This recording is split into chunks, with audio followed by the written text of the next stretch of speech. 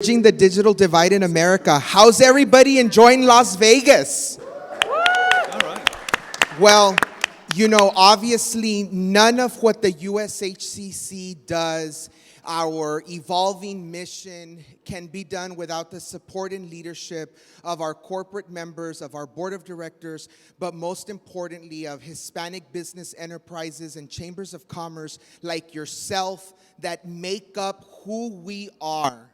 And we are part of America's thriving fabric. And the digital divide in America has been a conversation that has been ongoing, and it's been something that the USHCC has been proudly advocating for throughout the pandemic in order to bridge the gap of that digital divide in America.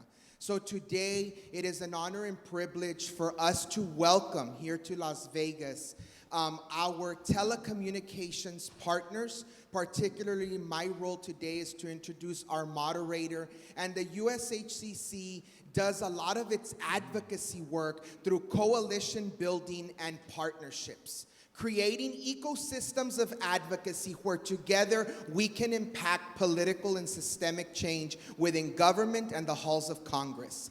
And today's moderator is Alejandro O'Rourke, who's the executive director of Hispanics in Telecommunications and Technology Partnership, a DC-based organization solely focused on ensuring that Hispanics in America have the adequate advocacy that we need to further access technology, to further build out broadband infrastructure in this country, to make sure that 5G networks are expanded, and to make sure that anything having to do with telecommunications and technology is accessible to the more than 5 million Latino businesses operating in this country. So to all of you today, welcome to this dynamic conversation. We're honored to have AT&T, Comcast, the Hispanic Federation, and T-Mobile with us today for this conversation. And also I'd like to recognize Mr. Pepe Serna, who's here in the front row, Hollywood actor.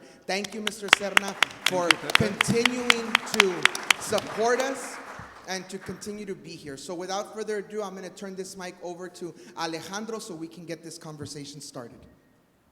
Thanks a lot, Leroy. Well, you guys all know Leroy. Well, I guess probably about the same amount. He's always the best hype guy and gets us pumped for all of the conversations. So thank you, Leroy. So my name is Alejandro O'Rourke, and I'm the Executive Director for Hispanic Technology and Telecommunications Partnership. This is a CEO roundtable of national Latino organizations, including our friends at the USHCC, who work in partnership to promote access, adoption, and the full utilization of technology and telecommunications resources by the Latino community across the United States. I really want to kind of first start today by thanking the USHCC staff and its leadership for creating this opportunity for us to come together safely. They have taken great care to ensure that all of us attending in person are able to exchange ideas and reconnect with each other under the safest possible conditions by following the most up-to-date CDC guidelines. They are always leading by example and have set a high bar for the rest of us. So today our conversation can also be accessed digitally at ushccconference.com or by tuning into their various social media platforms. We also welcome your participation as a part of today's conversation by using the hashtag USHCC Las Vegas 2021. On Twitter, I will be checking in throughout our dialogue today, and we'll try to make some time throughout our conversation today to answer some of your questions. So as you all know, more than anyone, Latino businesses are not only the economic engine of our economy, but have also faced some of the most devastating impacts of the global health crisis. In fact, Latinos, along with other communities of color, have experienced severe harm from the economic fallout of the pandemic, accounting for over 23% of the initial job losses, even though we only make up 18% of the total population of the United States. Women in general accounted for 100% of U.S. job losses in December of 2020, and Latina women alone accounted for 45% of that job loss. We also know that businesses that have been able to survive did so because of their ability to transform, to modernize and embrace digital innovation as a way to reduce their overhead, expand their customer base, or become even more efficient and productive. Today, we will examine the role that the internet plays in ensuring an equitable economic recovery and discuss the important role that USHCC members play in shaping how state and local governments design, deploy, operate, and sustain a more robust digital infrastructure, and by doing so, establish a more resilient economy for Latino businesses and their consumers. Today, I'm honored to be joined by a panel of civic leaders and industry experts, including Brent Wilkes from Hispanic Federation, Joanna Diaz-Soffers from T-Mobile, Celeste Carrasco from AT&T, and Jackie Puente from Comcast. So thank you all for being here with us today. I really would love to start with you, Brent, because Hispanic Federation has been closely tracking the Biden administration's recovery efforts and have been working with Congress to ensure that the needs of the Latino community are prioritized, both in the allocation of funding, but also in the way that those resources are implemented at the state and local level.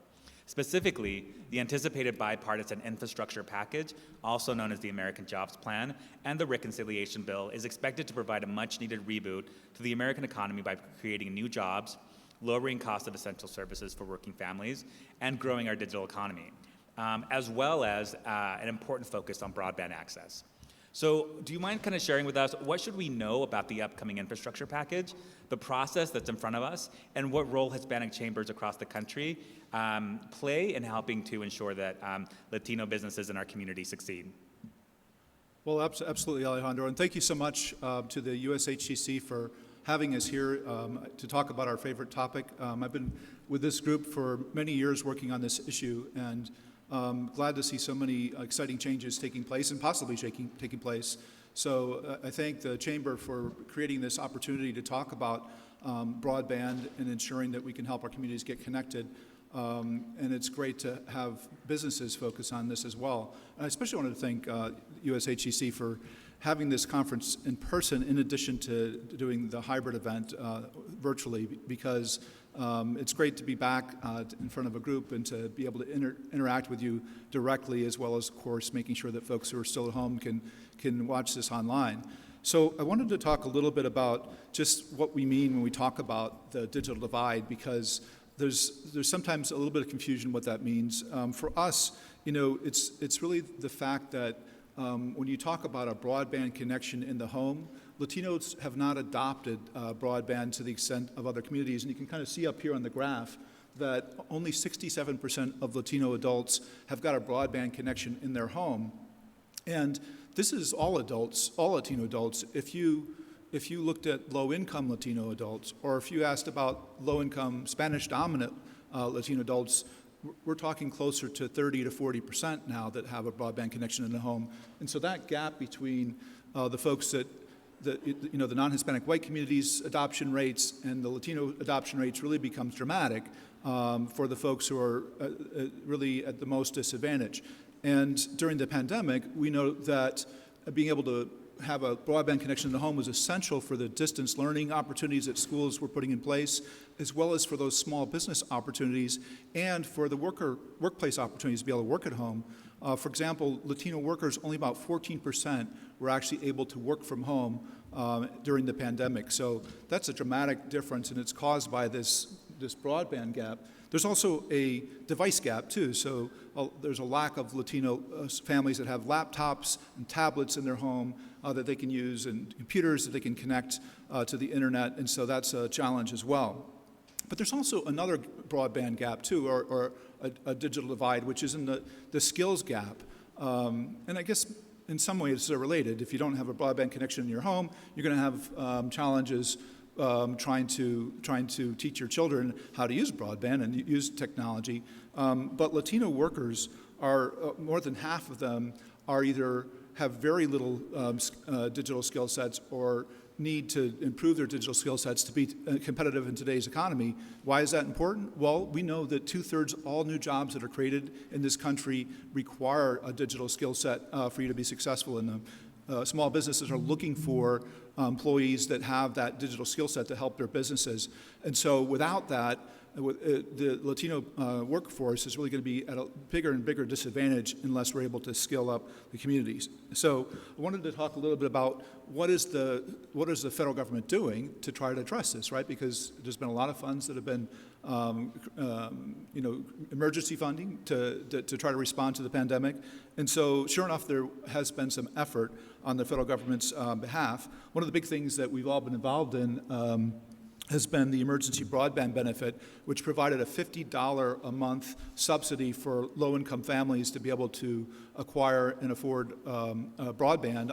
So it's $50 per month. And so that's been a really big game changer. But there was only about $3.2 billion. I know a billion here, a billion there, right? But in the, when we're talking about the whole country and all the folks who are eligible, that's not a lot of money to sustain the program for a long time. That's what's been passed so far. Now, in terms of what we're hoping to get passed, there's quite a bit of other things in there as well. And so I wanted to talk about a few things that I think that'll really help small businesses. For example, the Infrastructure Investment and Jobs Act would provide $65 billion for broadband deployment to help ensure every American has access to the reliable high-speed internet. And that means those underserved or not served at all areas of the country that don't have a broadband provider right now would be getting funding through their states and through government agencies to build out that broadband infrastructure and ensure that everyone in the country can have access. And that's especially important, of course, to our rural areas where we find many of our small businesses as well as our community. There's also an affordable connectivity benefit. This is $14 billion to help low-income households purchase broadband access. The subsidy's been reduced slightly in this version to $30 a month instead of $50 a month, but it's basically an extension of the emergency broadband benefit with the goal of making that program a permanent benefit that folks can have over the long haul, which we think is really important. So that's an effort to keep broadband affordable. And then there's also the Digital Equity Act, which is one of my favorites because in addition to the connectivity, it's also important to work with folks to be able to help them skill up and create that digital inclusion and making sure that diverse communities are really not only having the connectivity, but have the skill set to be able to best utilize that. So that's something that we're very, very supportive of. And these are all part of the infrastructure bill. But there's also another bill that I wanted to mention too, which is, and so the bipartisan infrastructure bill, where we are right now, it's passed the Senate, and they're trying to screw it up in the House. Now, hopefully they'll vote on it soon. Don't read the paper because I'm sure they have an update on what's happening. But we're hoping they vote on that bipartisan infrastructure bill soon, so that does indeed pass and become law. But there's also another bill. A lot of folks refer to this as the Build Back Better Act. Some people are calling it the reconciliation bill based upon the way the process works to get it passed. And this is the big one that's got $3.5 trillion in terms of costs associated with it that they're trying to pass, not so much on a bipartisan basis, but primarily with Democratic support. And that one is to create a national network of, includes some really important things, I think, for small business as well. This national network of incubators for small business development centers to help more entrepreneurs start new businesses, access government grants, and to really support their customer bases and expand their services. There's also giving underserved small businesses tools to drive innovation in the economy by empowering them to participate in federal research and development opportunities, which is really important. We often find that Latino small businesses are not getting those opportunities, so we think that's really great that they're setting that aside. And then to bolster a manufacturer extension partnership in the Manufacturing USA to establish these regional hubs to fuel technology development and create new businesses. And so all this is designed to help small and diverse businesses to be successful. I also want to mention there's some human infrastructure pieces of the bill, too, that are really important, like 2 years of free community college. If you have employees and they haven't gotten their college degree yet, you can send them, if this passes, to community college and ask them to skill up and get those digital skill sets that you need in your business. And the government, hopefully, will pick up the tab on that. Of course, this is all not passed yet. And so one of the things that I want to point out is that we have a campaign going with our partners at the USHCC and many others called Latinos for a Better Future.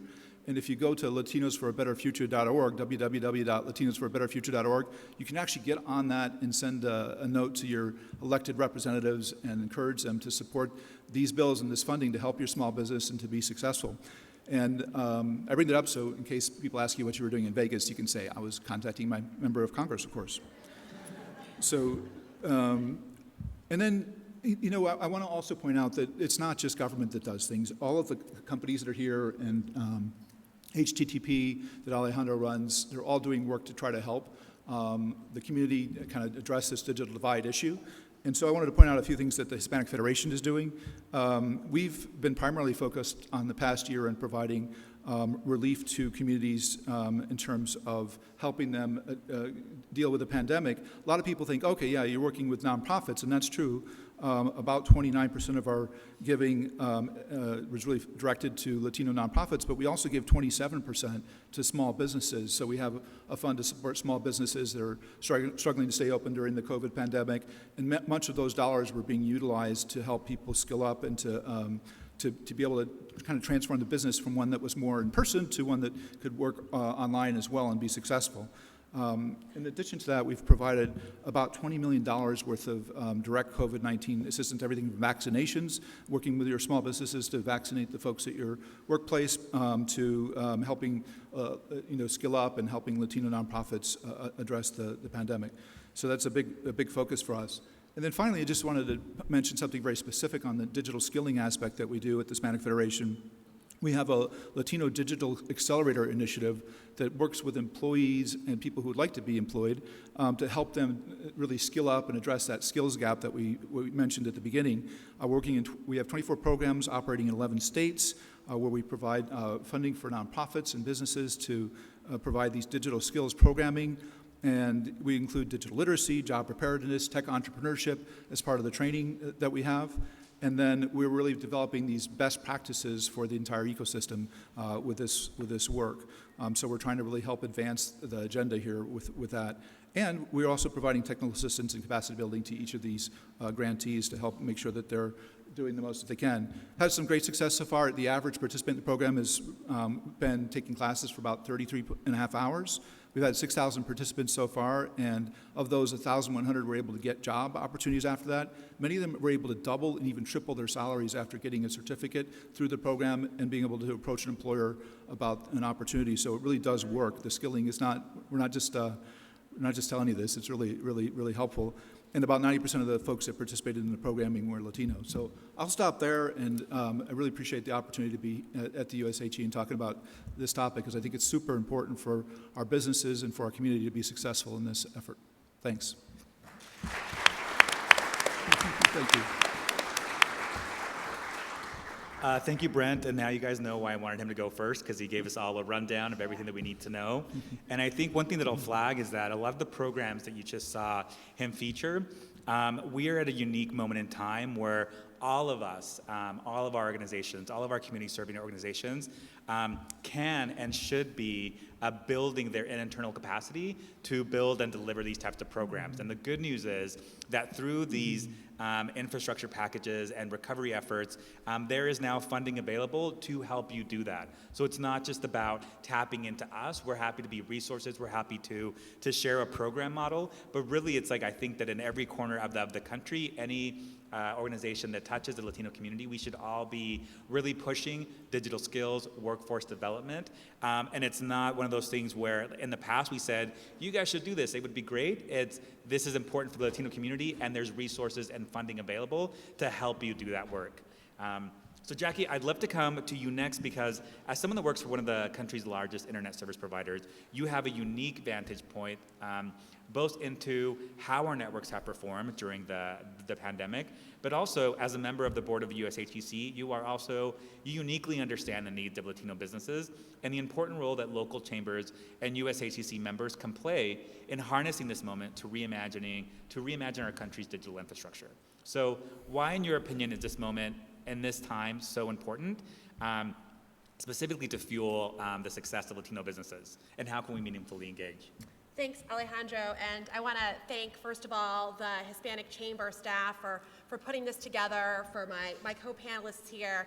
I feel like we do many panels together talking about broadband and digital equity now, and the reality is we didn't just start doing this, right? That many of us have been working on these issues for a very long time, because for many years, and even before the pandemic, it's hard for us to think about our lives before March, April 2020, but the digital gap The digital divide that's been in our country has been a long-standing issue, and the companies here and the chambers have long been working on how to help ensure that people have access to affordable internet, the research, the skills, the tools they need to be successful online as well.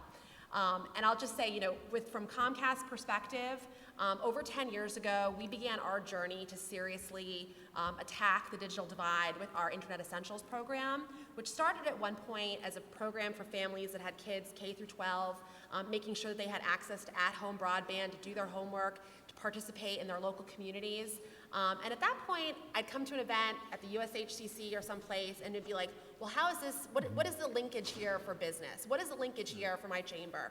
Why are we talking about this? And I think that we've seen this past year that whether you're running a chamber, running a small business, running a medium-sized business, that your customers, right, would not be able to access your products, your services. They would not be able to be a member or get the resources that you're providing. They would not be able to, get on a government website to apply for grant support, get the information they need if they weren't online. And so over 10 years, we've seen our Internet Essentials program really evolve, and now, we announced this past week that we've expanded it for people who are receiving Pell Grants from the government, so that we're making sure people in community colleges and colleges are getting online. We've opened it up to veterans, we've opened it up to small business leaders, and we've really evolved this program to meet the needs of people across the spectrum, because they are looking to, whether they're looking for health information or educational resources, whether they're starting a business or trying to connect to a local business, right? We see that this is sort of foundational work. On the other side, we've seen how small business, right? Everyone's talking about all these programs, all these amazing, legislative proposals that Brent outlined, how they're really targeting small business, right? There is the common thinking that we are not going to get to an equitable or sustainable economic recovery if we don't have small businesses in the mix, right? If we can't help people grow jobs in their local communities, right? That one-person, two-person operation, if they can't build their business that way, we're not going to get back to the economy that we want to have, that strong, robust, and sustainable, equitable economy that we want to have. So Comcast has done some interesting things here, and I'll touch on this before we get into sort of a more broad conversation, but for chambers who are in this room, we've worked with the U.S. Hispanic Chamber to talk about our RISE investment fund and our RISE program, and if you're a chamber in Houston, Miami, Oakland, Minneapolis, Seattle, or Washington, D.C., and we've done this in other cities previously, you can apply for up to $10,000 grant from Comcast, technical assistance, capacity building that helps your customers and you bridge that digital divide. And we're doing this in cities. We're finding that there are just waves of applications, but we're seeing a huge need from Hispanic-owned businesses, Latinx businesses to be involved in this program. So I want to highlight that. And then secondly, I'd be remiss if I don't mention our team at Telemundo and the work that's being done with Nuestros Negocios, because we also know there's a huge information gap about what's happening. And we know that people have rush to get improved internet connectivity, right, throughout this pandemic. But we've worked through our Telemundo brand and NBC News to really make sure that we're distributing information, access to information about these programs. Our federal government, they're not so great at providing information in Spanish language. I'll say that, but we have found a really valuable role as a translator to help make sure this information is getting out. So I'll throw out the pitch for Nuestros Negocios and for the RISE Fund. I think overall, as we're working with chambers here, what's most important is that we can think that government will provide, all these bills, all this legislation, all this money coming out, but unless business works with government, works with nonprofit leaders, works with the communities, this is a huge challenge to tackle. And I'll close off by saying, this year we worked all together. I think people on this panel, people out in the audience worked on the emergency broadband benefit. And it's one of the greatest successes I can think of in my career, advocating with our partners, with real business leaders. And that has been work that I think we've shown a real seriousness to get to some of the root causes of the digital divide. And I want to thank everybody for their ongoing work and partnership as we've developed this, and it hopefully goes into its next stage with the passage of the bill this week. So, Excellent. There we go. 100%. And I'm going to underscore this, and I'm going to say this a couple of times throughout our conversation today. This is a unique moment where we're not just saying that digital skills are important for the Latino community and that you guys should be tuning into the conversation. We are saying that digital skills training is what's going to prepare our community to thrive in a 21st century digital economy, and there are resources for every person in this room to build out new programs to really respond to the needs of their local communities. And they're becoming available. They're available now. There's more resources that are out there, both from the federal government and from our corporate partners. And we really encourage you guys to tune in to all of our partners here, to the USHCC, and to HTTP if you would like to get alerts and updates on our social media. There really is a lot that we all can do collectively. Maybe you want to plug EBB para mí? Celeste Carrasco she's on. coming up. Great. Yeah, and so I think as we've mentioned, and you'll see and you'll hear throughout this conversation, there are a few core pillars that provide unique opportunities for all of us to engage. There's the physical infrastructure piece. If some of you guys are actual vendors that can help lay fiber infrastructure, there's money, there's opportunity. We can make that happen. There's also the human infrastructure piece that Brett mentioned, which is if you want to build the capacity of your own organization to hire professional staff to do a needs assessment, to understand what are the needs of your local community, there's money for you guys to do that, to develop a digital equity strategy that works for your community.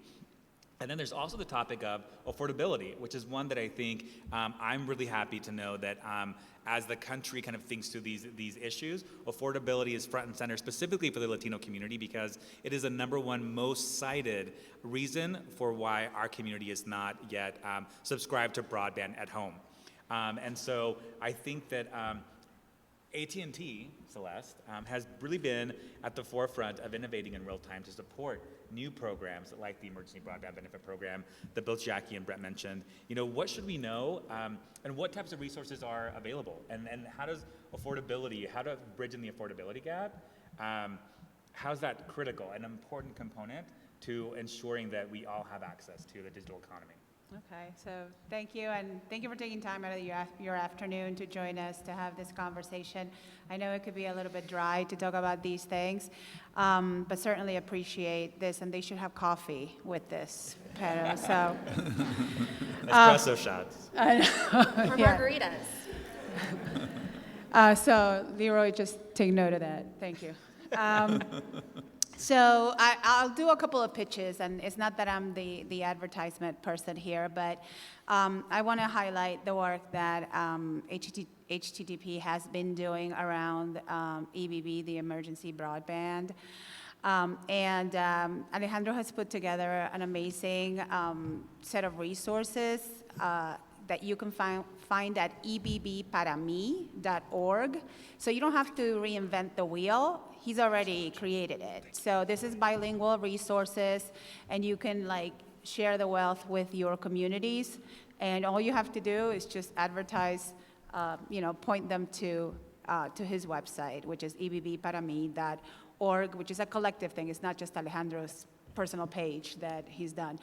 I also want to plug what Jackie was just saying. She was speaking about Internet Essentials, but they are footprint specific, which means that that would be available to people that are on the Comcast footprint. If you live outside, if you happen to have AT&T service, then you would have to look for our programs, right? But I'm going to plug LULAC.org. And on their website, they have all of the programs that are available nationwide. So I see Eileen shaking her head. Yeah, she's with LULAC.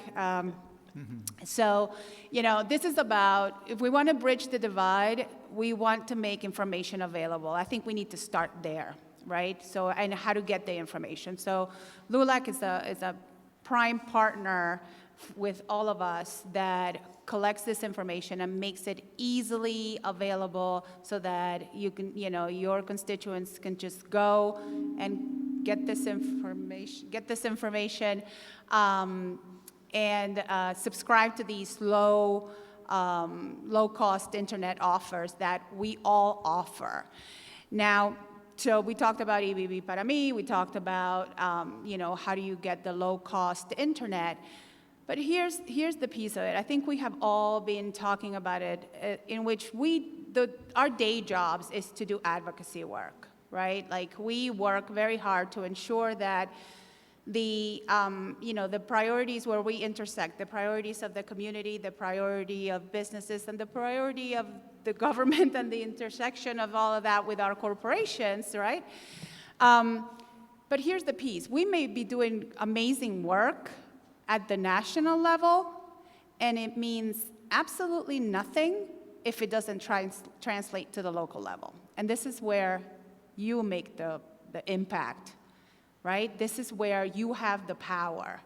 And it won't reach our community if you are not involved. And all the work that we have been doing will just die on somebody's desk. And that would be it. And then we will all wonder, like, why, we couldn't get it to our communities. It's just that we have to work together. All of this is a team effort, right? I mean, we're all familia, right? And when I'm at home, my mom never lets me just do something for myself. It's like, what can you do that is going to further this family as a whole, right? So as a community, we need to start thinking along. The other day I was on a conference call, and somebody just very quickly said, "A rising tide lifts all boats." And I was like, wow, like, I don't know on what planet I was living. I never heard that before, right? Like, nobody has ever, they've used every other euphemism you can think of, but I've had never heard that one before. And all I kept thinking was, wow, that's just so powerful. Like, I needed to hear that. And I'm glad I heard it, because I get to say it today, even though I'm sure everybody else heard it. And I'm thinking like it's like the discovery of white bread, right? So, the whole idea is we're all in this together, right? And Jackie mentioned your customers, right? So if you uplift the community, you are uplifting your customers. You are uplifting future businesses. You are uplifting everyone, including yourself. The stronger the community, the stronger the people that represent that community. So everybody should be invested in ensuring that what Brent so eloquently presented is something that we have as part of our priorities. When you go back home, I don't care if you're like the smallest business out there, this is your priority. It's like, what can I do to uplift my community as it relates to bridging this divide? And if that is sharing LULAC.org's website with one person, you're uplifting, right? Let's think about, how do we affect change in the smallest way, so that when we collectively come together, we can create a movement, right? So I got a little bit off topic. And by the way, we did not coordinate. I don't know if you noticed here. He's a dear friend, and I got to check with him how he's wearing his outfits every day. And you can, you can connect with me after if you have any questions. I'm happy to share resources. I think we are all into how do we leverage our collective strength. And with that, back to you. Thank you so much for that, Celeste. And I'm going to give Ms. Celeste. That's like how Elon Musk is going to... And I think, again, I'm going to underscore, even if all you have the capacity to do is be an information hub, right, that just links to these programs, that links to what's possible with the infrastructure package, there is money for you to do that, for you to hire a part-time person, for you to hire a full-time person that's dedicated to collecting these resources and pushing them out. We have been very explicit with the Biden administration, with Congress, that they need us to ensure that our communities understand that these resources are available, and we're pushing for outreach grants. We're pushing for how do we, again, just invest in building your infrastructure, your capacity to do this work, because really you are critical players on the ground, and I think the most trusted resources that our communities have to depend on. And so with that, I'd love to kind of turn it over to Joanne. So, T-Mobile, since the beginning, has really been, has had equity baked into its DNA. From connecting veterans to having one of the first all-inclusive unlimited plans that includes international calling, and now a focus on connecting a digital opportunity to rural communities. Do you mind sharing a little bit about that specific focus area and how T-Mobile is working to help Latino businesses compete and Latino families thrive during the pandemic and beyond? Yes, thank you. Thank you, Alejandro, and thank you to the U.S. Hispanic Chamber for having us. It's great to be here with my fellow panelists, but especially great to be here with you all in person. It's so great to see everybody in person finally. So, Alejandro, I think you're coming for my job because you did a great job talking about some of the things that we're doing. But Jackie mentioned it. This is not, the issue of the digital divide is not new. It's something that's been going on for over 20 years. Unequal access to adequate and reliable broadband has left millions of Americans on the wrong side.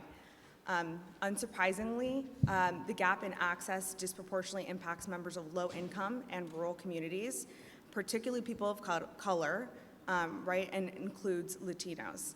According to recent estimates by the FCC, nearly 20 million people in America, in rural America, are living without broadband access, and also nearly 40% of Latino homes lack broadband access. So clearly there's a problem and there's a need for a more reliable solution. We've seen students shift online. We've seen businesses shift online to more virtual platforms and digitizing their businesses. And there truly has never been a more critical time than right now to make sure that everyone has access to be connected. Rural communities in particular, like Alejandro mentioned, are hurting, so they're one of the most unconnected people in the country. And they have been walled off to, resources that many of us in this room get to enjoy every single day, like, telecommuting, telehealth, things like that. This is particularly burdensome for Latinos, who account for, in 2010, it said they accounted for 10% of the population in rural America. That's old data. We've seen a population of growth for more than 10 million over the last 10 years. And it also doesn't factor in the potential for undocumented residents living in rural America who are challenged by this digital divide, but also challenged by other resources that they don't have access to. So why does this matter for businesses? I'm sure you guys have seen the newest census data. We are a growing community. And I say this to you literally today, currently pregnant. We are literally growing. Okay? We're having a lot of babies. But seriously, the census results were absolutely stunning. Latinos account for over half of the population growth in this country. That means between 2010 and 2020, we grew by 23%, which is so wild. And by the way, in contrast, the white population is aging and it is shrinking. So what that tells us as a business community is that Latinos are the future. We are the future workforce. We are the future businesses. We are going to be, and we, by the way, we already are doing so much for the economy and such a big part of this country. But what the census has told us, and what we already knew, was that we're just growing, and we are the future. And every business and every chamber should care about that, whether you're Latino or not, because you should be very concerned about the relationship that Latinos have with the digital divide, and it is unique, right? We've seen the challenges. Brent mentioned only 14% of Latinos were able to work from home. That's kind of incredible. So thankfully, there's a lot going on. There's a lot, of bills that hopefully will be passed. There's a lot of things happening. And T-Mobile's doing quite a few things to also help aid this. We know that the government cannot do this all on their own, and money doesn't fix the issue, right? You need partners like HTTP, U.S. Hispanic Chamber, Hispanic Federation, all the partners in conjunction with corporations and businesses to really, really fix the problem. So one of the things that we're doing, it's one of my favorite things that we're doing right now, is a program called Project 10 Million. It's a $10.7 billion initiative to help eradicate the homework gap and close the digital divide. We have pledged to give free internet access and hotspots to over 10 million households across the country. And just last week, we announced, since the end of last year, we've connected 3 million students. So we're very excited about that. And we do not believe that where you live should determine where you go in life, and your family's income should not determine your outcome. So it's a very incredible program. One of the other things that we're doing is our Equity in Action Plan. We are investing in diverse and minority-led organizations like the U.S. Hispanic Chamber and like chambers like yourselves to invest in our communities. And we've pledged $25 million to help underrepresented communities with things like tech entrepreneurship, wireless for low income, access to resources for small businesses, you name it. Many of our partners, we work with LULAC. You mentioned LULAC earlier. We're supporting the Conexiones program. We're doing so many things with so many partners in this room. I see the California Hispanic Chamber here, who we support their CAPS program. They're investing in Latino youth, so they clearly get it. And so that's kind of what we get to do through this Equity in Action Plan. In 2020, we spent more than $77 million with our Hispanic suppliers and $2.9 billion with small and diverse suppliers. So we don't just go into a community and sell mobile phones and business. We invest in the communities that that we serve. And then we've also made massive commitments to bring 5G to rural America, as Alejandro mentioned. We're building hundreds of retail stores in rural America. We're hiring 7,500 new employees in these small towns. In fact, right now, we're building a customer experience center in Kingsburg, California. It's in the Central Valley region. If you know anything about that region, it's in desperate need of some economic vitality. We're bringing 1,000 jobs to that region, and so we're incredibly excited about that. I see some partners in the room who are working with us on that.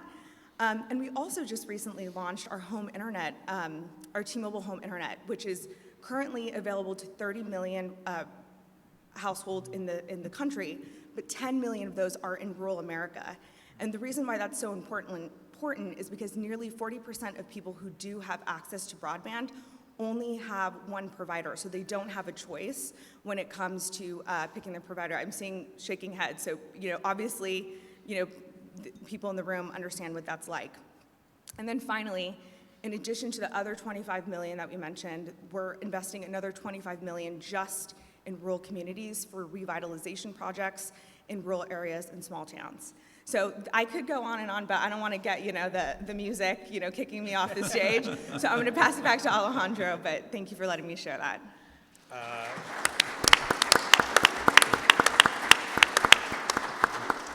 All I heard was T-Mobile is writing checks, AT&T is writing checks, Comcast is writing checks. So it's really up to us to reach out and to make the most of those resources. So we're going to do a couple of things. So I'm going to ask one final question to our panel. And then our goal is to talk to you, not talk at you. So we really want to open the floor up to any questions that you might have. And I'll remind everybody that's tuning in live on social media, please tweet us your questions using the hashtag USHCC Las Vegas 2021. So my last question to the panel, and Jackie or Brent, you can kick us off. The infrastructure package, there is a focus on revitalizing America's digital infrastructure. The president believes that we can bring affordable, reliable, high-speed broadband to every American through a historic investment. When you pull all that money together, it's over $100 billion if all these bills pass. So, Jackie, how can local communities make the most of these resources so that we are able to connect as many people as possible as soon as possible? I guess I'll answer. Go ahead. But one thing I think that we need to be cautious of here as a group, right? And know that not all things, are exactly as they seem. And when we're talking about making sure everybody is connected with a high-speed, quality internet connection, right? We need to be smart advocates for ourselves and our communities, right? There are states where there is, almost universal broadband access, and think of a place like Rhode Island, right, in your mind, right? A very small state that is pretty well connected. And then there are states like Texas or California, and I think our community knows best of all that There are farm worker communities, right? There are migrant communities, and these are very difficult places to connect, right, for many reasons. But we need to be our own best advocates that these dollars go to the people and to the communities that need that boost to get broadband deployed. And there's a lot of big talk, fast Washington talk out there about what's in these bills. And if we don't at the local level speak up for our communities, for our businesses, for our schools, right, where there is a true need for broadband, to sprinkle this money out equally all over the universe is not going to do us any favors. And I think that is really a critical part of the infrastructure discussion that's happening today. And I think, there's this new term in DC, it's not even really a new term, but these community navigators, right? People in Washington, people in state capitals, they don't know all of the nooks and crannies, right, of where people live and what are the challenges in those local communities. And even, when your member of Congress goes to the Capitol, right, you need to make sure they're thinking of you in their daily work, in everything that you do. And so, one thing I recommend, and we're happy to have conversations, and there are great forums like HTTP to help have this conversation. MMTC is another great forum to have this conversation, to make sure that you're advocating for the communities that really need this. The worst thing would be to see lofty suburban communities that already have broadband get more broadband, cheaper prices for people that already have access to this technology. We need to make sure that we're focused on getting this to the communities and the places where they don't have broadband, right, where there is a serious skills gap, where the schools may not be equipped with the computer labs. And I look at my friend here who has traveled all over the country, working with Hispanic Federation, working with LULAC, setting up computer labs and making sure that that there's not too much malware to make it an exercise in futility. I think this is the conversation we need to have, and this is what we need to be prepared as chambers to advocate for when we're talking to our members of Congress, when we reconvene for our next broadband panel at the Legislative Summit, as we move forward in our work. That's right. I would just add to that. I think so that's great on the infrastructure piece of it. If we get the new affordability plan in place, you have to apply to get those funds. It's not something that it'll get sent to you so unfortunately that always tends to work against Latino communities, where we seem to be the last ones to find out about the newest thing, and everybody else has already jumped in there and spent all the money. And so it's really important for all of us to, tell your employees, tell them to tell their families, spread the word. There is a program right now, the Emergency Broadband Benefit. You can apply. You can get $50 towards your broadband connection right now, but nobody's going to it's not going to happen to you unless you reach out and proactively ask for it. And so I really encourage everyone to help get the word out about these programs. You can get them through your provider, but if you don't ask, you're not going to necessarily get that support. Go ahead, Jackie. And if I can jump in and share one more thing, and this is about the intense creativity and the problem-solving nature of Hispanic chambers and this community, right? We do a lot with very little resources, right? This is every day, right? Do you have a person who does this? Why, of course, it's me. How about this? Yes, I do this as well. I run the listserv. I planned the event. I catered the event. It all looked beautiful. The flowers were great, right? But one thing we've learned about the emergency broadband benefit and about connecting, right, is that this is a benefit that's available for undocumented families, right? We have worked, I think, as a community, we've overcome so many challenges on the language piece, right? On helping undocumented families that have language barriers, identification barriers, making sure that they have, workarounds to make this work. And so one thing that's, really important, we've done this with Internet Essentials, right? When we are trying to help people validate where they live, they can now do that with a selfie and connect to Internet Essentials, right? It's not that arduous, like going to the DMV, bringing every last piece of paper you ever accumulated in your purse. And so I think that's another part of this, is that we need to continue to be advocates to help the government bridge that, that challenge and get people to see that there is a way forward with these programs if they could be, if they are open to trying them. Absolutely. Yeah, I think you guys covered it, so for the sake of time, unless you have Sorry. something, I would love to pivot. Well, to see what people have to say, because, Yeah. I mean, you guys Nailed it. nailed it. Yeah, no, Jackie's like, I nailed it. Ditto. she's like, I got it. Okay, no, I do, the one thing I just wanted to say, and it's really kind of an add-on, Jackie, to what you said, we're like, businesses and like corporations, businesses, chambers of commerce, and then groups like, HTTP, obviously the chamber, Hispanic Federation, that's like the holy trinity. Because, we obviously, and the government, right? And when the government gives us money, it's great, all the things, but people actually trust you guys. They trust the chamber. You guys are the connectors and the validators. When you guys probably saw this when people were applying for PPP, but there were portions of, I was just talking to the California Hispanic Chamber a few weeks ago at their conference, and there were portions of the applications that people would get to, and they thought they were getting scammed. And the chambers, because they had daily workshops, were able to step in. And I know you guys all did this work, so you guys were able to step in and be like, no, actually, this is the process. This is how you do it. So you guys are probably the most critical piece here in connecting and validating for the community because they trust you, because you are such a big part of the community. So that's all I wanted to add on, and I know we'll get it to the questions. 100%. So I am now going to open the floor for any questions. Let me send Santiago around with the microphone, and the floor is yours. So please, if you have any questions, our panel is here for you.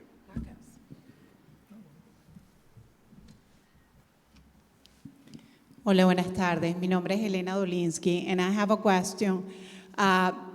Every time that we try to approach, especially the Hispanic population, and when we are talking about low-income community, the barrier is the language. We can tell them, go online and do whatever that you're asking to complete, but by the time that it's in English, we lost them. So my suggestion is please take in consideration that if we are trying to help them with $50, right, and they are low income, they don't know English. Right. And they are the ones who need to complete that information. So it's just a suggestion. So are you speaking of the FCC site? No, I'm talking in general Just of any resources? type of, Yeah. the Right. help that we Okay. provide. No, that's great, and it's an excellent point. And we all advocate for dual language all of our materials. websites. Yeah. All of our websites are in dual Because I language. Googled right now the three programs that you mentioned and are completely in English. And that's fine because we are in the United States. I'm sorry, which program is that? The one that The you Internet mentioned, Essentials? yeah, Internet on the Essentials website. is in Yeah. Spanish. EDB para mí, I know the website is It's in beautiful Spanish, and AT&T Access is in Spanish And too. Project 10 million Spanish, too. Even the registration for the application is in Spanish? It's all in Spanish, and actually, Beautiful. we've changed this because we realize there are also dialogue differences and so many complications. We've actually made it a less written word website, and it's more image rich. We worked with partners, we worked with chambers and community organizations to make sure that it is as navigable as possible for a basic education level.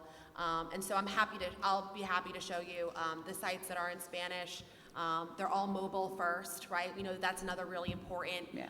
aspect for the community, so we'll definitely follow up. I think you bring up a really good catch-22, though, and that's that you can't use the internet to convince people who aren't on the internet that they should get on the internet, because Great they're not point. there's no way they're going to get there. So what do you do? Well, the strategy that we've used at the Federation, and before I was at the Federation, I was with Cindy at LULAC, we created technology centers in the community. And so the goal is folks are coming in for a health screening, or they're coming in for a job application, or they're not necessarily connected when they come into the center, but then they see the computer lab there, and they say, well, what's this? Can I take a class? And they find out about how they can start to skill up. And then our hope was that they would say, wow, this is really going to be helpful to me and my family, and then they would adopt. So I agree with you 100%. We have to communicate in other ways besides the internet, and of course we have to do it in language. Yeah. Thank you. Thank Thank you. you. Who's next? Okay. Gracias. Soy Marcos Wanles. I'm the president of the Seattle Latino Metropolitan Chamber of Commerce. And thank you very much for all the information that you have brought to us today. I would just like to put a little bit of 2 cents as a Chamber of Commerce, which is absolutely right. One of the things that is so hard to do is to bring the information about the resources available to the last end user. And we as chambers, or at least on our side, we struggle to get the information out. We have a fantastic, for example, mailing list in the chamber.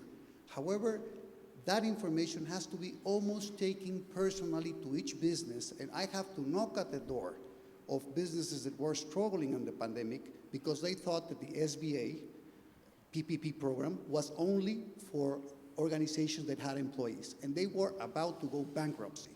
And then we took them to US Bank, which is our corporate partner. We got a lot of them through the thing, but it was, it is very difficult to take the information to the last issue. And not only the communities who don't even have access, but the communities who have access. For example, I'm talking about the restaurants, the Latino restaurants, the Latino construction companies. They are so busy surviving every day. Yeah. They're not going to check to see what grants are available. So that's the chamber that has to let them know. But here's the catch-22. The chamber has no resources because everybody expects the chamber to work for free.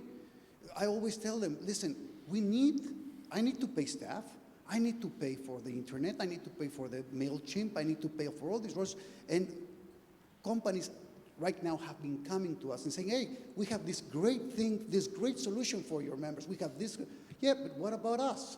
So we need to stay up so we can carry efficiently the message to the last user. And yes, we are trusted messengers, but we need to operate. So that's one of the things that I really appreciate, that you guys are pushing so we can get the resources to have so. And a lot of the times we're limited because a lot of the grants come out as C3 grants. And those kill us because if you have a chamber and you registered as a chamber, you should be a C6. You may have other charity organizations within the umbrella, right. But if you're a chamber, you're a C6. So we need those grants to be on the C6 so we can apply to them. So those are 2 points. Please keep supporting the chambers.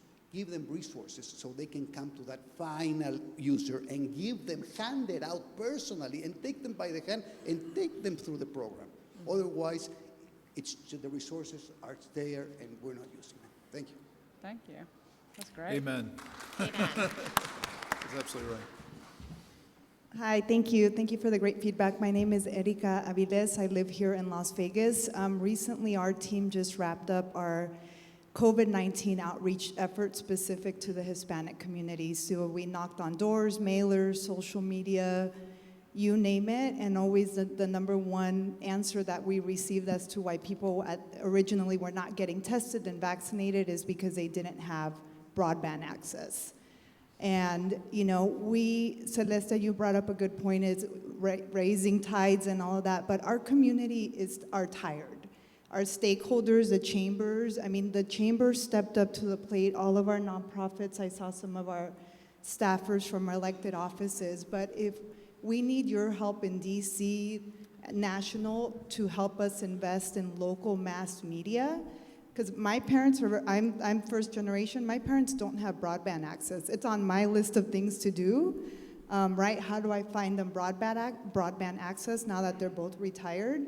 But they're not getting that, to your point. How do we get them that information? And we need that mass marketing in Spanish to reach people like my parents, to reach people that have yet to be vaccinated, that are trying to get back to work, that need, people are losing their homes. Clark County is one of the most affected counties in the nation in terms of the COVID, broadband, a lot of these issues. So I know, and we thank you for fighting for us in DC, but how does that translate locally to our communities?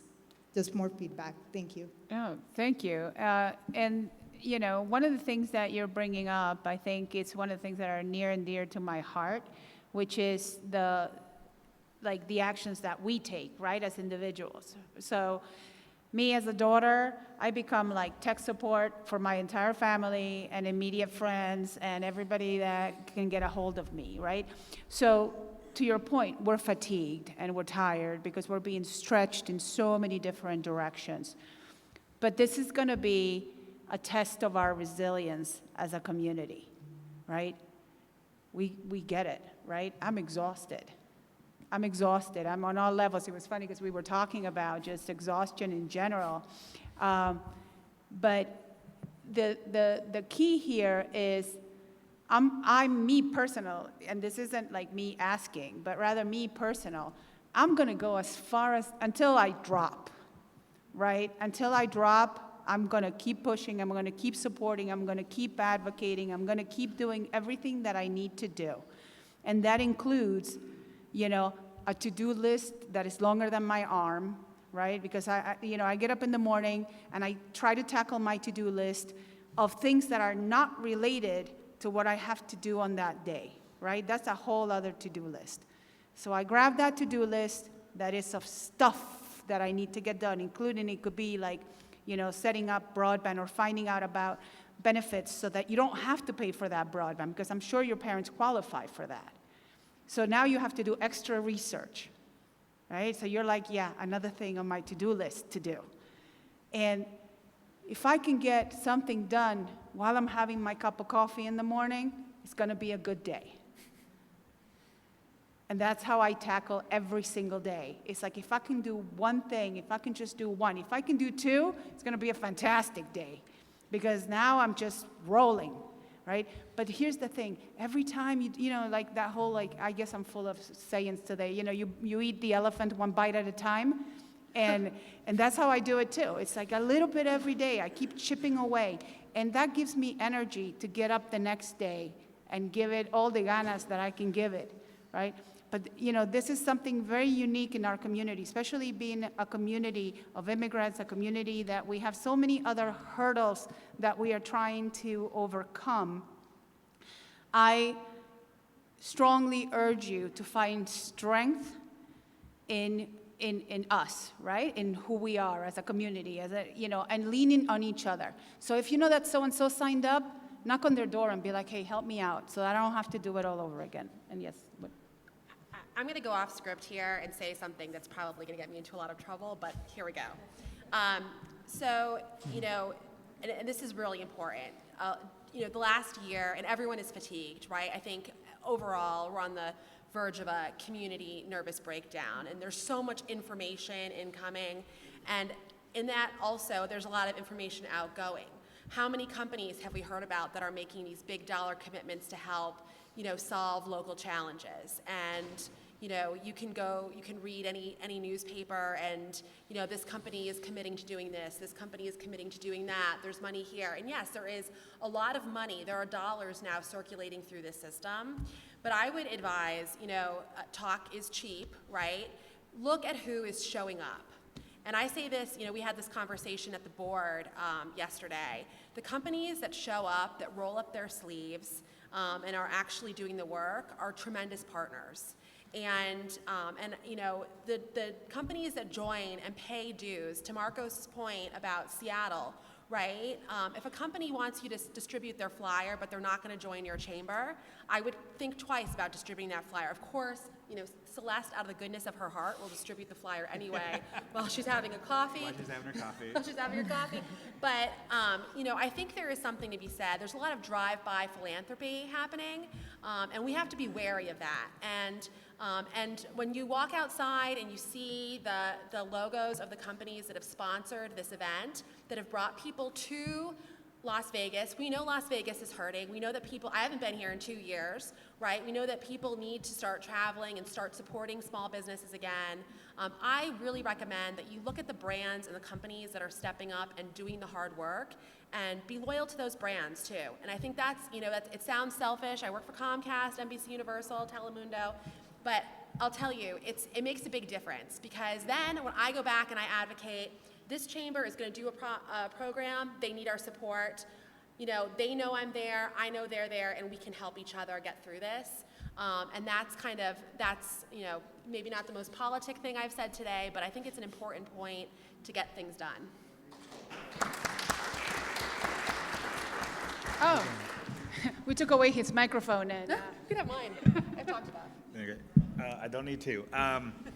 No, so I will just say this. Number one, we hear you, and that is what I think, again, I want you guys to leave here hearing this. Our commitment to you everybody on this panel, the USHCC, is we are going to get information to you guys about how you can use these newly available resources to do just that, to build out your capacity. Because, you know, I get pinged all the time, hey, we have this information out. Can you get it out magically to all of the Latino community across the country? But we have no budget for you. We know that we need to have digital ads and in person, and we need to have pop-up events. So we understand, especially on this panel, the actual cost of getting that information out to communities. And again, right now, there really is funding that's available, and more funding that we are pushing for to specifically fund outreach efforts into the communities. And so we are going to kind of keep Leroy and Ramiro and their team updated. We'll send out a blog, we'll put some information out so that you guys know once those funds are available exactly how to use them, how to apply. And I think the great thing about these funds is that they're flexible. Nobody's saying you have to go register or get this flyer out to 10,000 people. They're saying we need your help to figure out what's the best strategy to reach this community, and we want to hear from you. And we're willing to innovate, to try new things, and here's the funding to make that happen. So, I mean, I just wanted to kind of say that and underscore that because help is on the way, help is here, and we are all, I think, in this together with you. Joanna, I don't know if you wanted to jump in. One more question. Yeah, absolutely. No, I couldn't agree more. And I think the thing that, not to steal your word of underscoring, Alejandro, but chambers can't do it alone, the government can't do it alone, and corporations can't do it alone. We literally, like, I'm serious about, you know, all of us having to work together to truly do it. Are we doing wrap-up comments, Alejandro? Not yet. I think okay. we're still going to take a couple more questions, and then I'll let you know. Okay, yeah. Well, thank you again for your time and knowledge that you're sharing here. My name is Carlos Velasco with Noble Community Activators. We are proud members of the Arizona Hispanic Chamber of Commerce. As I was looking at the federation map, I noticed that you don't have Arizona as one of the states that you're supporting. So my question was, are you looking to bring this type of funding to Arizona? You know, metropolitan Phoenix is 2 million Hispanics now. Or do you need us to help you build that bridge? Or did I miss something? So yes, we do have plans to grow. The initiative on the broadband digital accelerator is just a year old, so we're working to expand that. I'm very excited about that initiative. On the COVID relief, though, we actually did do a lot of grants to Nevada and to, what was the others?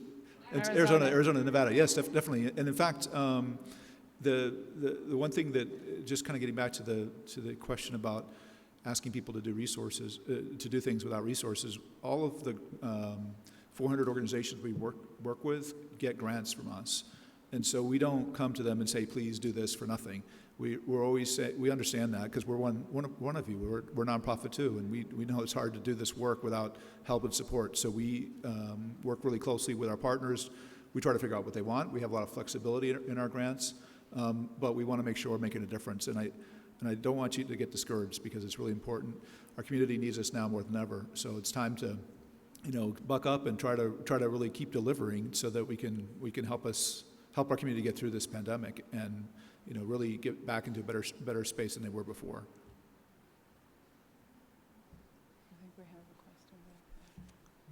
Buenos tardes, everyone. My name is Nate, and I am the owner of Affordable Insurance, and I am an independent insurance broker. And I want to thank Nationwide for inviting me to come because I kind of didn't understand why I was coming to this conference. But now I do understand, and listening to the comments across the room about the fatigue and how do you get this information to the people. Omar from Nationwide has known me for several years. All of my staff are Latino, so I am in the Latino community every day. My offices, I have an office here in Las Vegas, on the east side of Las Vegas, where I grew up in the Latino community. But in thinking of that, and I'm saying as an insurance broker, I touch Latino businesses, customers daily. They're coming to me, they're existing customers daily. And so in my mind, I'm thinking, well, these businesses have to understand the importance of chambers. Like this gentleman said, hey, I need people to pay so I can do this. And these businesses will understand, and their partners with the partnerships, I feel like, with someone like me as a broker, because they're seeing me all the time. They trust me, and they have to know the importance of chambers so that they can get this information, because I've learned a lot today. And so now I'm gonna have to join the Latin Chamber of Commerce.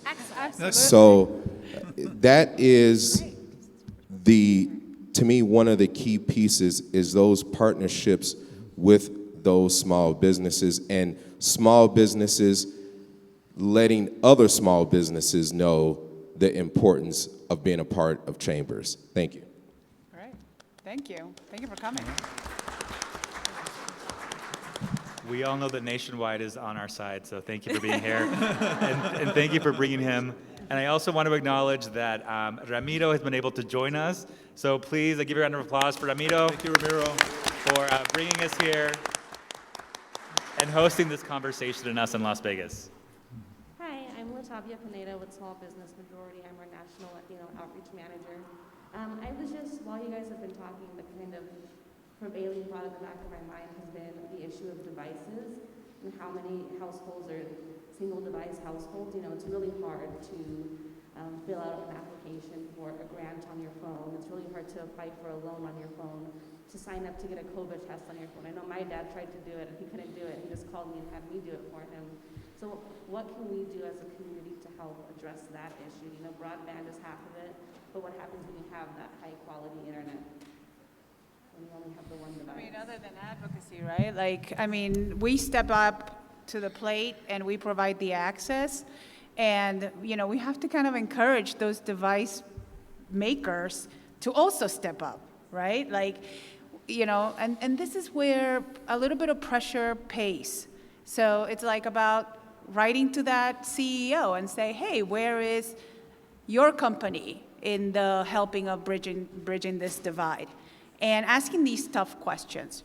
So what you're asking us is spot on as to how do we continue to build the infrastructure to be successful. So if and I don't want to name any brand names, it's irrelevant, right? There's many of them out there, but if even just one of them step up and say, I am going to be a part of the solution, you've won. So I encourage everyone to see, and to Jackie's point is, take a look at Where are they?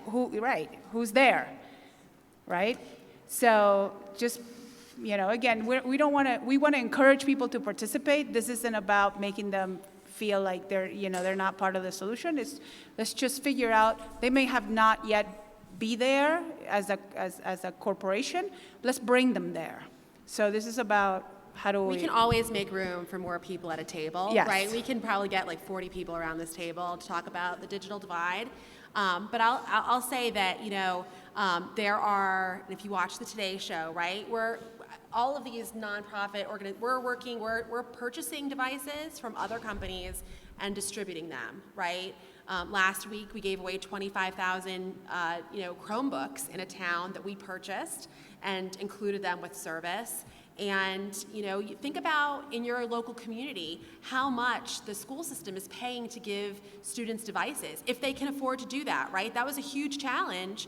And I'm a mom. I had a son in 3rd grade, and we are very fortunate to have, computers at home, but there were kids in the class that didn't have computers. And it was a huge stress on these schools to get devices out. And it's not going to be, one silver bullet. I think we do need to have that conversation with our local elected officials about how much money they're going to be spending on devices and what's going to happen when that's the one device that family takes home and everyone is using it, right? That is a huge challenge that we face as well. And so I also want to say, flag 2 things for you. So with the Emergency Broadband Benefit Program, it actually comes with up to $50 that can be used for the purchase of a new device if they qualify for the program. So that's some relief there, but also Congress is currently working on drafting a bill specifically tailored to provide funding so low-income households can purchase devices. So again, our commitment is to keep you guys informed about where that bill is doing, what you can do to support the passage of that bill, and encourage Congress to take action. Because again, like I said, we hear you, we know the problems, and help is on the way, and it takes all of us to tell Congress devices are important for the Latino community, broadband affordability is important to the Latino community, and we need more resources. And right now, I think what's great is that they're listening. Yeah. In 10 years, Comcast Internet Essentials has connected more than 10 million people. Those people all had the option, those households all had the option to get a device for less than $150, right? It was either a netbook, a tablet, a Chromebook, whatever it was. And I think, we need to see providers. I know T-Mobile has worked on devices. I know AT&T also, all these companies. But we need, to continue to have that conversation for flexibility. I also just want to mention that this is where getting involved in the policy discussion is really important, because you have to make sure that the solution is tailored to the problem. So if you need devices and the bill comes out and it doesn't provide devices, that obviously just having the connectivity isn't going to do the trick. And so I think it's really important to be part of that discussion, because otherwise you just can't assume that members of Congress are necessarily going to get you what your community really needs. So that's a really important thing. The other thing I mentioned too is, I think in addition to new devices, which these are some great programs that are available for that, I think that the used devices, I'd like to see companies recycling more of their used equipment, because a lot of companies, 3 to 5 years on a laptop or a desktop, they'll refresh their systems and get, maybe that's not true with every company, but a lot of them do now. And those machines are still relatively modern enough to handle basic internet browsing. So I'd love to see that being recycled more often, getting it to the folks who need it. There are a few good organizations that do refurbishing out there. We're not one of them, honestly, but I think that's a great way to try to help make sure that everybody has something at home that they can use to access the internet. Hi, Tony Loomis with Green Resources Consulting. We are a rural manufacturer, and I think the biggest question that I have, is how do you get past the last mile for rural America? Because most every company we've talked to so far, it's a cost versus usage scenario, and for us, we're 1 mile away from the closest connection point, and to get broadband to our facility would cost us $1 million at just the basic level. So how do you get past having to spend so much money to get that last mile put in place? And I say last mile not only from a telecommunications perspective, but the last mile being the end user as well, who has difficulty in understanding English or Spanish translations. Well, I'll just say, because I talked about rural America earlier, I think, it's going to take, hopefully, with the infrastructure bill, we see a lot of investment, but I think it's going to take a lot of, investment from the companies beyond that, right? T-Mobile has committed to rural America. Over the next 6 years, we're going to cover 99% of the country, and we're making massive investments in rural communities, because we know, they're just so not connected. As I mentioned, we're not only doing that, but we're building retail stores, hiring people in those communities, and actually putting investment dollars in there. You don't see a lot of people actually investing in rural communities because it's hard to get a hold of them. They don't have these, big organizations with staff and things like that to raise money. And so we just have to literally go in and introduce ourselves. I mean, there are whole communities in the country. We're literally knocking on those doors and being like, hi, we're T-Mobile. Nice to meet you. You've never seen us before, but we're here. And, just kind of introducing ourselves. But I do think that, over time, we're going to get there with rural America. I'm very optimistic about it. And so, we all have to do our part, and not forget that really essential piece. And also remember that rural America is not just white. It's incredibly diverse. If you go into rural America, you see some of the most diverse communities. I've traveled in rural America. I've lived in Mississippi for a short period of time, and I'm from Southern California. So I really learned so much about rural America recently. But it's incredibly diverse. There's so many communities there. We have to remember those communities. I guess what I could add, I'm happy to add to that, and I'll look at it from a different perspective, and it's about innovation.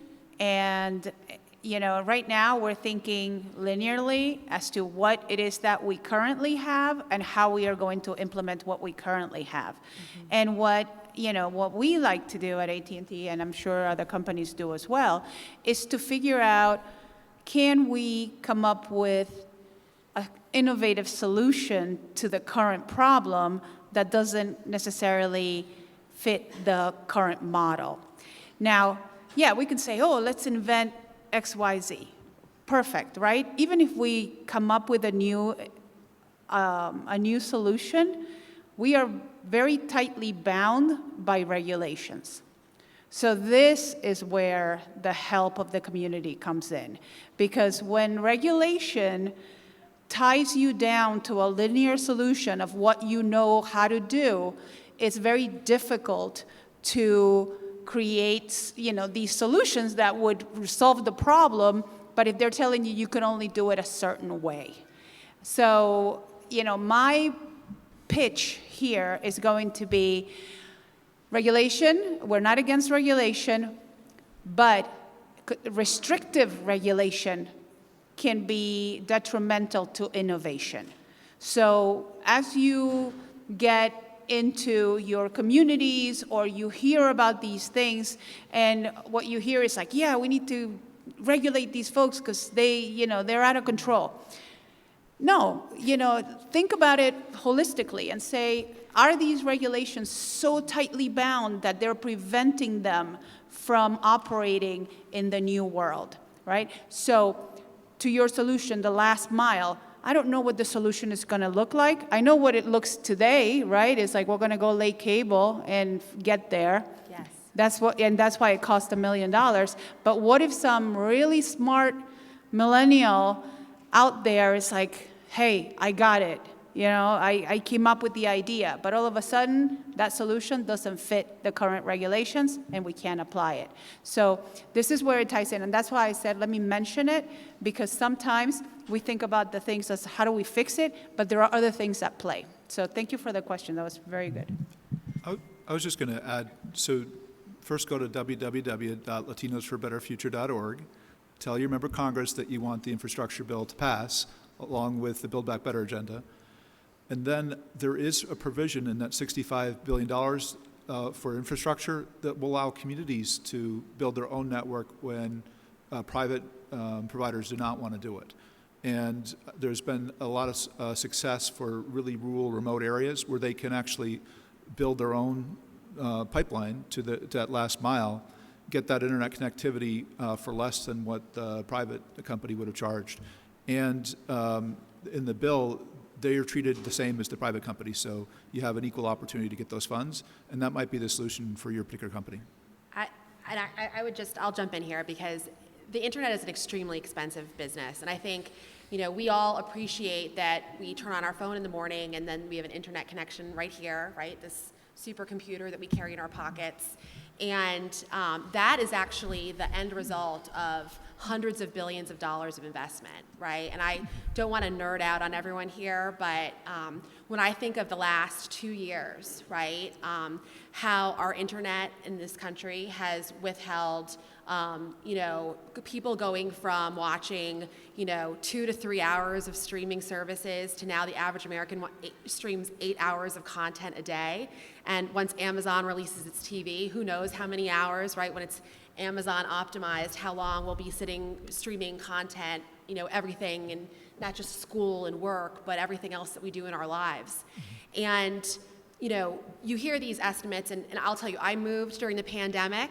I moved from a super urban area, downtown DC, to a suburb about 11 miles away, and had to have internet built out to my home. It took about 8 months. I'm very lucky because I live on a main kind of drag where I know the big telecom cables go down that main road. But when we're talking about how to connect huge communities, right? Rural communities that may not be on that main drag, and you're talking the last mile, you're talking about billions and billions of dollars. And one thing I will say, and I appreciate, Brent, your plug there for communities building their own broadband networks. Broadband is a super expensive business, and I give a lot of these communities credit. We're going to build our own. We're going to do it our way. And 2 years, 3 years later, what do you have? You have an outdated system that the Chinese hack into, and then your company is basically a hackamania, spyware, malware mess. And we need to think about how we deploy these funds in a smart way. And I think companies, the companies up here are so committed to building out this last mile and building those public-private partnerships. But the internet is extremely expensive business. And right now, when I think about all the challenges that communities have, obviously getting them connected is critical, but they should not be spending money building a broadband network alone when they can have a partner to build that network with, when there is money needed to help create real economic revitalization, right? We don't want to come back from this, self-imposed shutdown with the same inequity and, not sustainable economic framework that we had before. What's important is that when we build our communities back, when we use these really, this is a once-in-a-lifetime amount of money that will be deployed, right, in the next year, right? And it's already there. There are already huge tranches of funds that have been deployed that are sitting in city councils, state capitals. There's money across the board. But we need to be smart with this money. We cannot spend this money on things that become the next broken bridge. We need to think, to Celeste's point about the innovative technology, the solutions that are going to make sure that our kids have the answers to have high quality education, right? Healthier communities. And that's, I think, one of the most important things as this money comes out. It's really, you get a big check and it's really exciting. I'm going to go buy this, this, this, and this, right?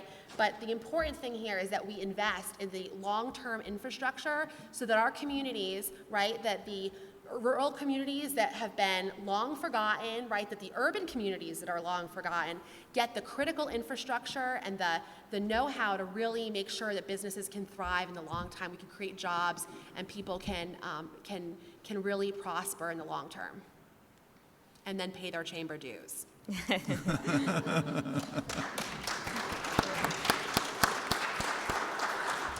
So I want to acknowledge that we have covered a lot of terrain in our short time together. But I really want to encourage everyone tuning in to please stay connected to our panelists, to social media, as we've kind of talked about how difficult it is for you guys to do that outreach into your community and reach them. Same thing goes for us and the chamber. Please open your emails, scan them. We're sending out information all of the time. Please follow everybody on social media.